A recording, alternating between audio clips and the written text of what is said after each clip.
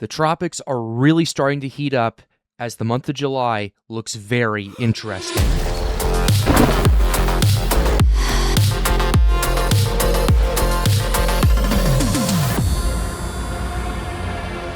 What is up, weather enthusiasts? I'm your host, Pat's Path Predictor.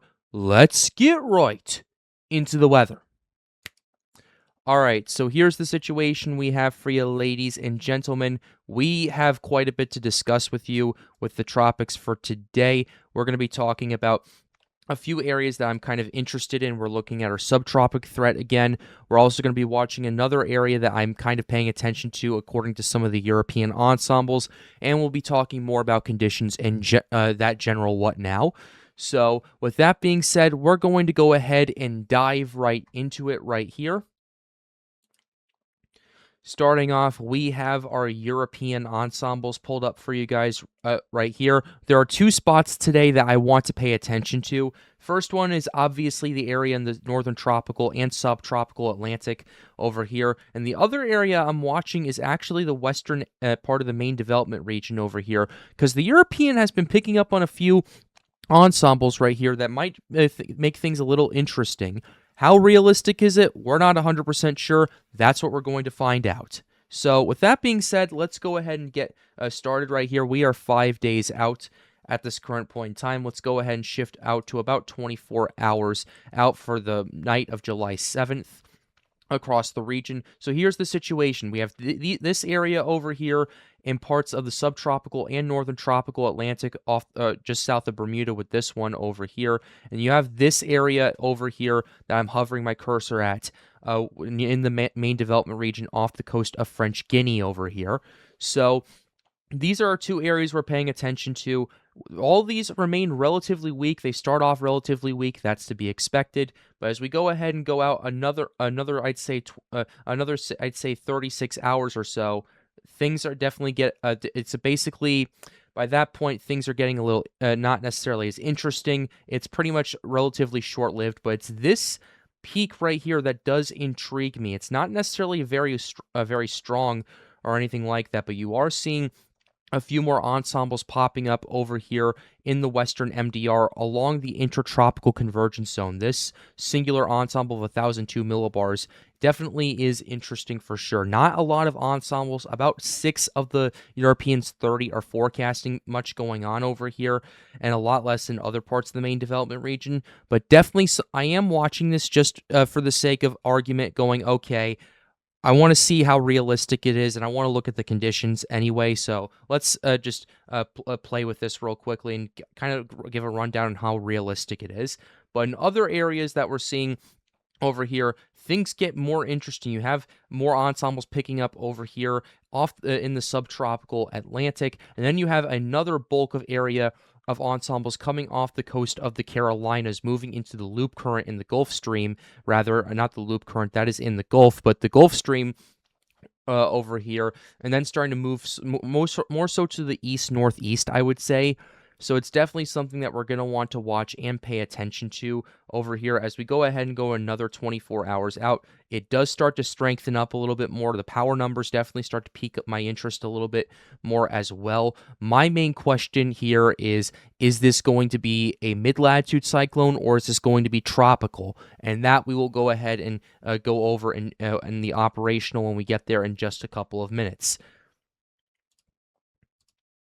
But as we get to 10 days out, you are seeing a lot more ensembles on the European really popping up across much of the region right here. It's mainly staying concentrated in the subtropical Atlantic off the coast of Carolina, moving to the east-northeast.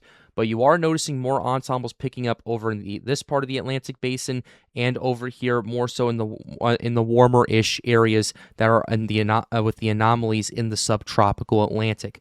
So that's kind of our ensemble gathering that we have. Let's go ahead and go an extra 30 hours. You do have this one ensemble over here that has a lot of power, 982 millibars right here. My curiosity is, where is this coming from, and how how exactly is this going to pan out, and we'll take a look at that when we get to the operational runs. But overall, ensembles are definitely picking up on some stuff, whether it's weak in the MDR, whether it's somewhat consistent in the subtropical Atlantic. We are seeing some things, so now we can go ahead and shift over to the operational to see how much it's carrying over in that realm. And here is the 0Z European for you guys right here. You have a high pressure system that's moving out of the United States. You also have this huge blocking high over here off the coast of the U.S., not off the coast, but in the southeastern United States, that's bringing that huge heat dome that I talked about earlier today. But overall, what you got going on, let's go ahead and get started with the most, at least the one that's the closest out, and that is this whole MDR business over here. Let's take a quick gander. 84 hours out. You are seeing increased activity along the intertropical convergence zone. What's our vorticity looking like in that region? Of course, it's a bad gateway. Come on, tropical tidbits. What's going on? What's going on, guys? What's going on? Let's go ahead and take a look at this real quickly. We'll go ahead. Of course, we have a bad gateway, and of course, the models decided all of a sudden that, you know what, we're gonna go ahead and just give you an oopsie. So, ladies and gentlemen, we're gonna shift over to our conditions and see what we can do. Come back to this a few minutes, and then we'll shift over to cyclonic WX. So here is the water temperatures for you guys right here. Here is our SSTs. You have the situation. We talked about this earlier, at least in the Caribbean and the southwestern Atlantic basin, not the Caribbean, but the Gulf region and the southwestern Atlantic basin. Because of this huge heat dome that's built up over much of the United States, it's also causing a lot of these water temperatures to really start to heat up as well. And that's kind of an interesting situation that you're going to want to pay attention to, especially down the line. And as we were seeing those ensembles starting to pop up as well for parts of the southwestern Atlantic basin. And I will tell you this, at least with the ensembles, if we see a situation where a system develops off of North Carolina, it would be moving through first the Gulf Stream, which is already about 28 to 29 degrees Celsius, or 82 to 84 degrees Fahrenheit for those of you who do not use the metric system.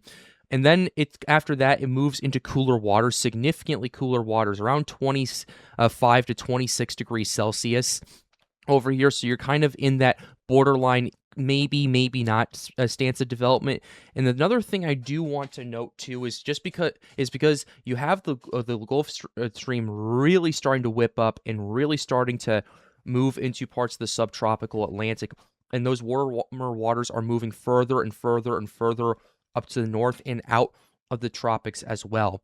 So that's something that you're going to want to watch and pay attention to, especially if you're in the mid-Atlantic as well. But what I'm also noticing is it's mainly concentrated, other than the Gulf Stream, water temperatures are mainly concentrated over here in this part of the Atlantic. That's around 30 to 32 degrees north. That's around the tropical to subtropical border region right there. Last year, they were a lot further up to the north, caused a lot of stability issues, and ultimately was a contributing factor to why 2025 was not the active season that was forecasted, despite the fact that we had 3 Category 5 hurricanes. Also, it was also played a factor into the fact that we either got tropical storms or we ended up getting Category 4 or 5 hurricanes. Idalia obviously was an exception to that. It was a Category 2, but that's kind of your situation that you're seeing with the water temperatures. But outside of this region right here, Caribbean is also continuing to heat up. The MDR, look at the MDR, ladies and gentlemen, shifting further and further up to the north, and this area of water temperature moving further and further and further to the east as well. And you're also noticing it's starting to kind of bypass this region of the main development region too, so that's a curious factor that I am noting, and I'm wondering how much of an effect it will have if water temperatures do not start warming up here at a pretty quick basis. I will tell you this. If it's along the Cabo, if the line where this sat moves over to right about here, at this meridian around 40 degrees west by the time we get to early to mid-August. I wouldn't necessarily be too concerned about that, or if this doesn't expand as far to the east as I'm thinking it will. I won't be too concerned about it in terms of water temperatures right there. But if that does start to kind of hold its ground and we don't see those warmer waters shifting as far to the east, that is something to note. But I will say that for right now, things are kind of on track for what we've seen, and that's something that we're paying attention to. With that, I'm just checking once again tropical tidbits to see if we can get anything back in action with that. Not quite yet. We can definitely make up for that and definitely get some time going for it as well as we go ahead and shift over to the climate reanalyzer. So here is the climate reanalyzer. This is what we got across the Atlantic. Let's go ahead and look at our SST anomaly maps. You're still looking at above average water temperatures in the Cabo Verde Islands, much of the MDR as well. You're also looking at it too in much of the southwestern Atlantic Ocean.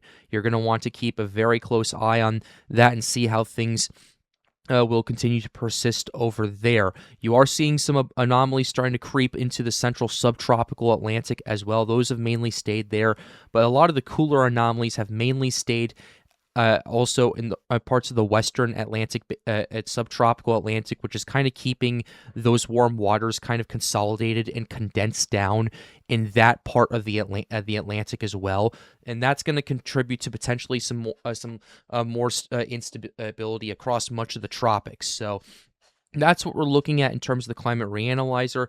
Here's what we have with the Atlantic.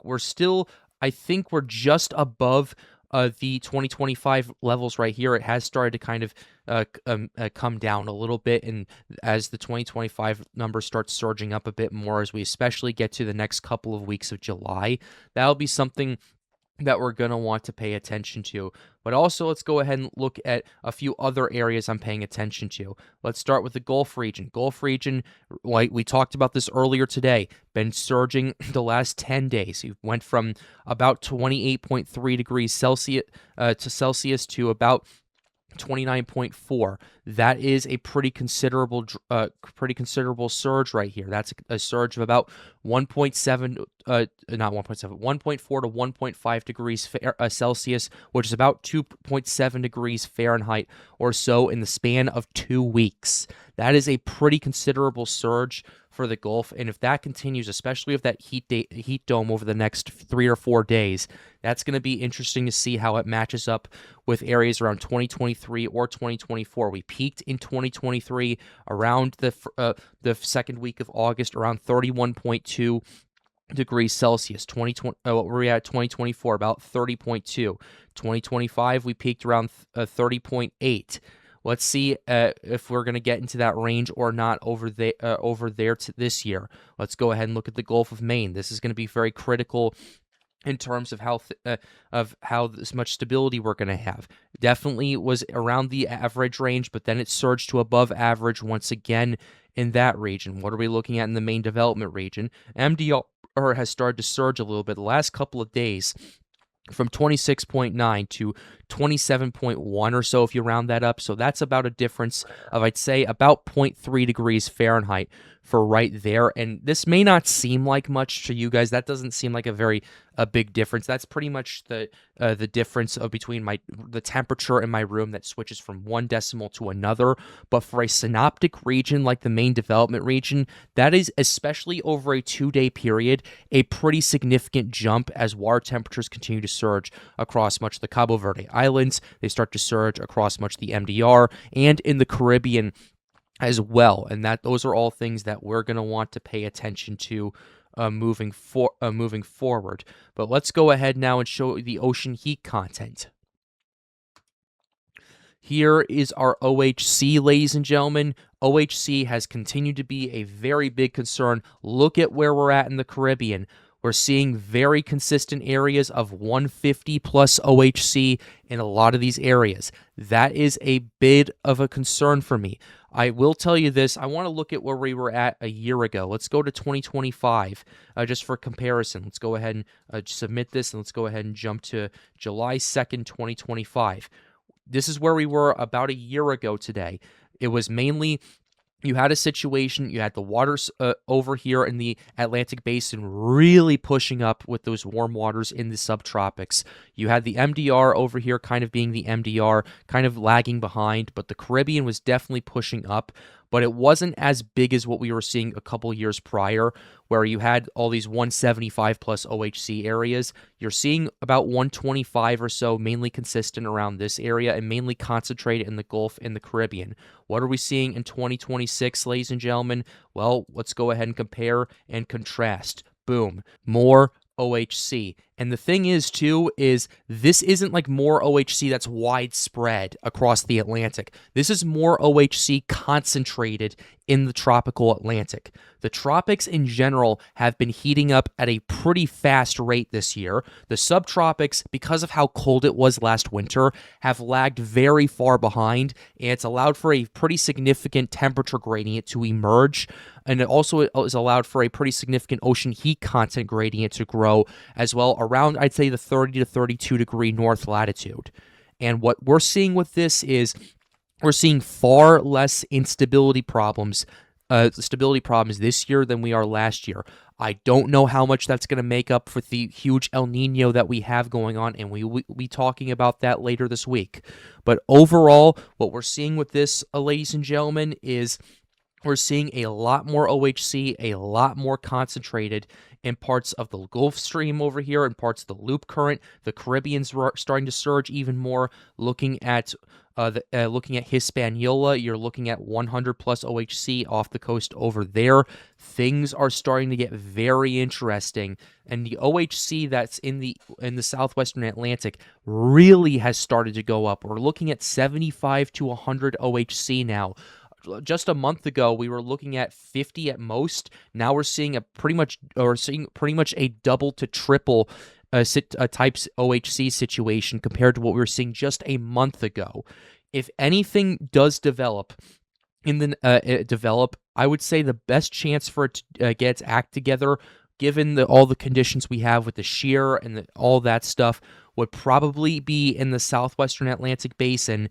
Or in the subtropical Atlantic, in my opinion, at least for the next couple of weeks. We'll need to look at the dry air. We'll need to look at the moisture. We'll need to look at the shear. We'll just have to see how things go. Unfortunately, Tropical Tidbits. Okay, we are back online, ladies and gentlemen, with Tropical Tidbits. But we can now go ahead and take a look at the shear and the dry air. Let's go ahead and look at the dry air aspect of it first. Dry air is pretty interesting. ITZZ is starting to fire off. You have a huge dome of dry air pushing, instead of out of the Atlantic, pushing into Europe. We've been talking about this the last week or so. And then as time continues to go on, you have another huge push moving it towards northern Africa and Spain as well. You do have some more dry air starting to move into the tropical Atlantic afterward, but at least for the next few days, we were talking about what the European was thinking, at least in terms of moisture. We have pretty significant moisture for the month of July in the main development region. Matter of fact, what are we looking at with not our relative humidity, but our PY anomalies? Far more moist than the 30-year climatological mean that we see between 1991 and 2020. There is more water vapor. There is more moisture in the main development region. The main question is, what's the shear going to be looking like? That's going to be our wild card over the next little while. And let's go ahead and take a quick gander at it. Wind shear across much of the tropics is going to be very, very strong. 5 days out, let's take a look. It starts to break a bit further up to the north right here. So if anything does develop, it's going to have to do it in this small pocket off the coast of South America along the ITCZ. And by the time it does develop, it's going to be running into that shear anyway. So if anything does happen, it's definitely theoretically possible in my opinion. But based on what I am seeing, it looks to me that it's going to be short-lived. And yes, there is more moisture in the region, but that's also going to be kind of mitigated by the amount of shear in there as well for right now. These are all factors that we're going to be watching, and we'll continue to keep you updated on it here on the Pat's Path Predictor channel. But with that being said, ladies and gentlemen, we're going to go ahead and close the video out right here. I really hope you enjoyed it. Be sure to like the video and subscribe to the channel if you are new. The goal, as always, is to get more people engaged with weather. The Triple P Show, next episode of that will be on Sunday, July 5th at 9 p.m. Eastern, 8 p.m. Central. I know Naz has a new job. I'm going to be reaching out to him, seeing how that's going. That might be an adjustment for him. We'll see if we can get that taken care of. Also, going to reach out to David once again. I'm doing my best to get him on as well. I think that'll be pretty fun for everybody involved. With that being said, have a wonderful day, guys. Stay safe.